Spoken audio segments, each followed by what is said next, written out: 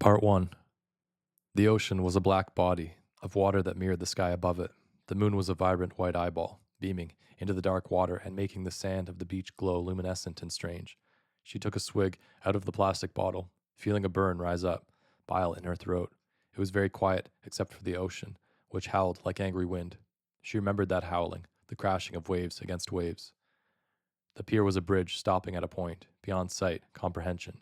She thought she could probably walk that way forever. Lining the way she walked were untended fishing rods, the occasional tender not needing, seemingly, any light soever for their hunting. Selecting tackle from their boxes at arm's length, dim as the sky, she wondered at the verve, the wholesome lack of deep emptiness that allowed these respectable people to be up at such a late hour, mourning for them, and soberly fish. There was an unused bench at the end of the never-ending structure, and she sat there, finishing off the last dregs of her vodka. There was no bin on the pier, so she made do with placing the bottle underneath the bench, herself curling up into a ball atop it. She could hardly believe how loud the ocean was. The sound surrounded her and did not let up. The waves had their drunken fight. She felt her stomach turn, a pain in her abdomen. With one hand gripping her lower torso, she slowly laid flat on the bench, breathing deeply, willing herself not to come undone. She was hotly aware of how strange she must have looked to the early risers around her. As she groaned, a woman near her offered a bottle of water, which she took gratefully. The water was an oasis, real. Drunk as she was, she had not the faculties to thank her small savior. Upon regaining sense, she headed back the other way, turning the clear bottle in her hands, sloshing it, bringing the thing up to her ear, hearing the rare water, not a part of the granite ocean beneath, but of her own person. She had become more of the noise. She didn't know how the ocean could be so black. It looked like the surface of another planet.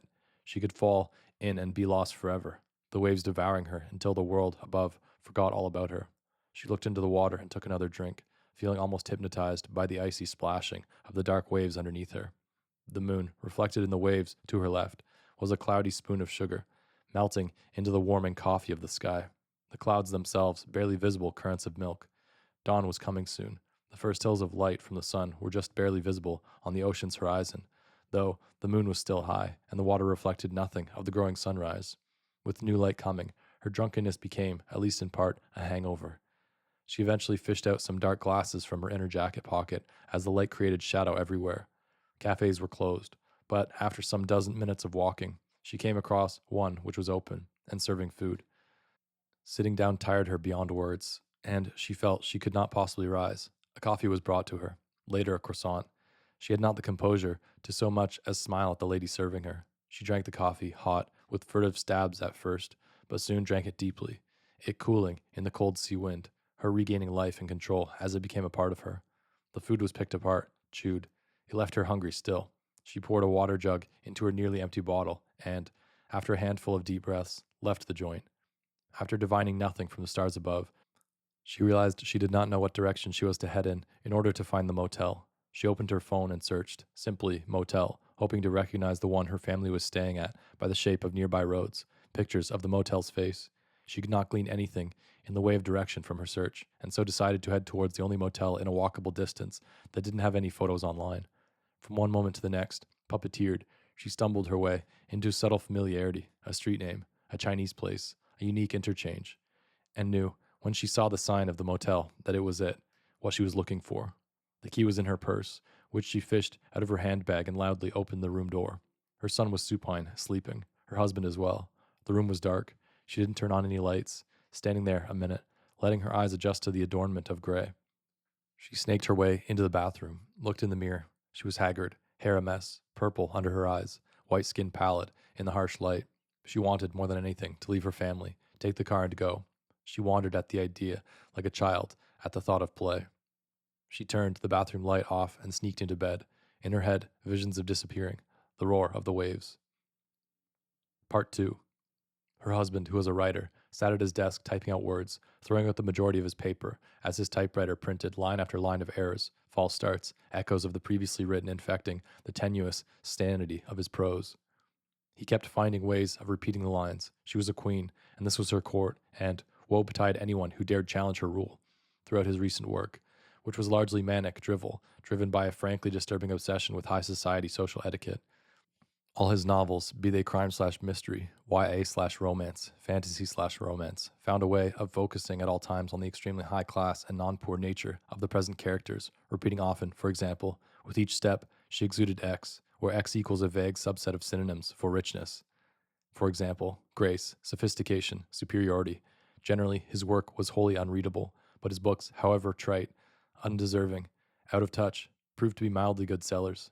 So then he wrote, his earnings were not enough to pay the installments of mortgage payments, which his wife, who worked a real job as a teller at a bank, paid in his stead from the time he quit his prior job as an English teacher to time undetermined. He paid quite a great deal of thought to the exact nature of that most curious of time frames, undetermined. For would he do the right thing and seek further employment, or continue to hide, snake-like, in endless, scrapped pages of dry, ill-considered drivel? He could see the moon from his west-facing study. It was tea-yellow and slim, held up, it seemed, by a tea-bag's thread. His mind was on how his dilemma was one of total indecision. As long as he kept writing, he would consider himself a writer and not in need of employment. If he didn't, wouldn't life lose all meaning? A failed PhD candidate, a failed English teacher, he wanted desperately not to become a failed writer also. He suspected he was a failed parent also. Their son, who was an apathetic malefactor, prone to explosive outbursts and total affected deafness, did not believe his parents were particularly good or bad, just that they were mighty peculiar, and by sheer obvious mass consumption of drinks through the week, every week, were, he told his friend one day on a walk from school, as he phrased it, alcoholics, really bad ones. In every page, characters looked at each other with a mixture of sadness and longing. Smiles were small and sad. He figured he needn't even mention such writerly inclinations to his weekly therapist anymore. They had gone through it all again and again. He was a very sad and very lonely man. He was not gifted. His writing was a crutch. He wrote that joy should have been named sadness instead, considering her personality. Why would he use sadness instead of a synonym like morose or sullen or melancholy, one that actually sounded like a name? The joke did not make sense anyway. He was the kind of person to make believe that nothing was really wrong, existentially, as long as he could get through the next task, the next block of work, paragraph, grocery shop, publisher meeting, drive to school, endorsement quote.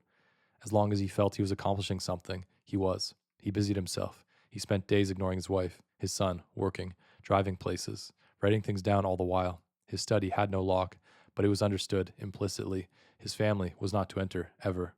This was not out of respect for his work. They laughed privately at his work. It was childish, both in content and in the kind of behavior his writer's lifestyle engendered.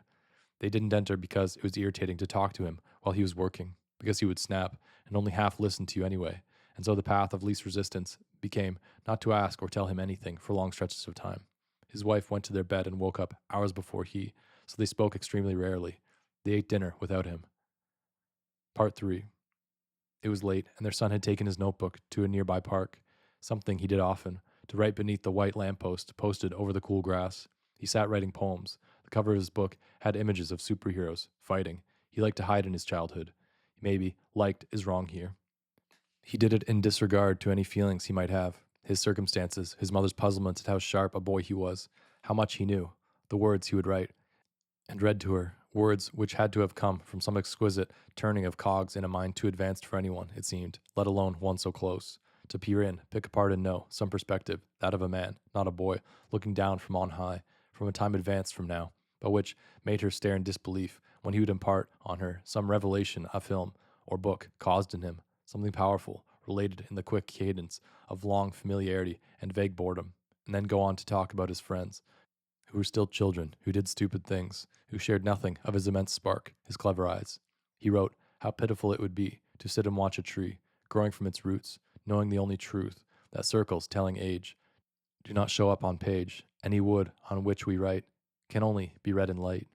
As a younger boy, he had practically lived in the woods near his house, fishing, hiking, later going on long walks alone, discovering parts of the woods he already knew, and cautiously venturing into those he did not. There were wisps in the wind, water bubbled, and out of it rose a fish. A turtle snapped at grass, birds provided the soundtrack to his private life. Everything he loved could be found in nature. The world of people, of school, was a constant test. To pay attention, say the right things, don't stare like that. Animals did not know what he was. They did not evaluate him, lecture him, find him a bore. Trees kept their peace. His ears listened when wind whispered. The moon falls like an apple, and the sun leaps out of the river like a small fish, he thought, maybe remembered, but did not write down. It was too soon. He felt at the words, turned them over in his hands, tried to stretch stretched the words as he placed his book on his lap, the pen resting in its spine, stretching his arms out, then up, then, fingers interlaced, down. He looked on the left page, the prior verse. It was stupid. It didn't mean anything. Go anywhere. Childish, simple rhymes. He wouldn't show it to anyone. He kept himself from throwing out errant work. He wanted to cast it into flame. Watch the words become ash. Was it a goldfish? He thought it should be. The silver apples of the moon, etc. But what did a goldfish represent? Surely some early friendship, a boy's first foray with death, the loss of a small companion. But if that meant that, was an apple life? He didn't know. Apples were sin, he was told. But what sin could be found in simple glucose, lifeblood, useless plastic cast away, the little sticker serving no purpose but to advertise a farm? Nothing could be done about this line of thinking. He retired the idea completely. Fish were fish, and apples apples. When will the sky run out? Will there come a time, eventually, when things are indisputably, indifferently different? What I mean is a phase shift or fundamental change in state, a moment where at once he realizes the him of then and now are separate entities, the latter a necessary and importantly predictable product of the former. He sees himself, older, spending time in kitchens at parties, volunteering oversight over the gradual grabbing of drinks, over movement in and out, over outcasts too overcome to sit, too lost to find a place. Will you catch him staring out of that kitchen window? At some dew in Oakley, the north-facing window you'll see the moon from, not suspended in the air, but carefully pocketed. You would point out the silver chain of the glowing locket, the blind chain swaying in the pleasant wind, the clasp slowly opening, 2 moons in the night sky. Must every tree I plant bear fruit? Must each thing live? Doing what he does now, laughing at stupid videos, loading up a game and making a game of the games in the game. A room filled with scrawled on paper, assignments on what rivers are, on Incan culture, on multiplication, parts of poems with arrows with numbers connecting each particular poem fragment and the other, sometimes conflicting. They were to be read in, to stop, escape, would, in the end, mean nothing. Abandonment finds one astray and keeps them that way, breeding more abandonment, loss as a constant consequence of his naive mistrust of every person with his face and each habit they taught him, his stomach turning, proceeding to write something, the room discreetly aglow. One glob of light emanating from the laptop on a typical dark night, cold, the window open, dark, the blinds obscuring any view of the sky. Sitting by this lamppost, the light above retains no qualities of that telltale laptop glow he knows from every morning, evening, staring. But he sees it in it anyway, and smiles, closes his eyes, sees a depiction all too clear, a religion of beauty.